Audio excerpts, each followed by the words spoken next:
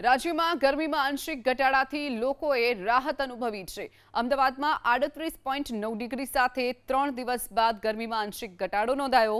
આગામી 3 દિવસ અમદાવાદનું તાપમાન 38 ડિગ્રીની આસપાસ રહેવાની હવામાન વિભાગે આગાહી કરી છે। છેલ્લા 3 દિવસથી અમદાવાદનું મહત્તમ તાપમાન 41 ડિગ્રીની આસપાસ નોંધાયું હતું।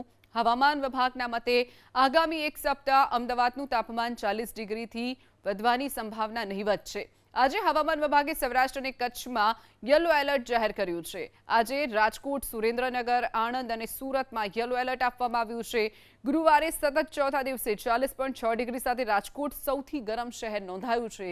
ભુજમાં 39.6 ડિગ્રી, અમરેલીમાં 39.5 ડિગ્રી, સુરતમાં 39.2, વડોદરામાં 39, અમદાવાદમાં 38.9 ડિગ્રી, ડીસામાં 38.8 ડિગ્રી અને ગાંધીનગરમાં 38.4 ડિગ્રી તાપમાન નોંધાયું છે।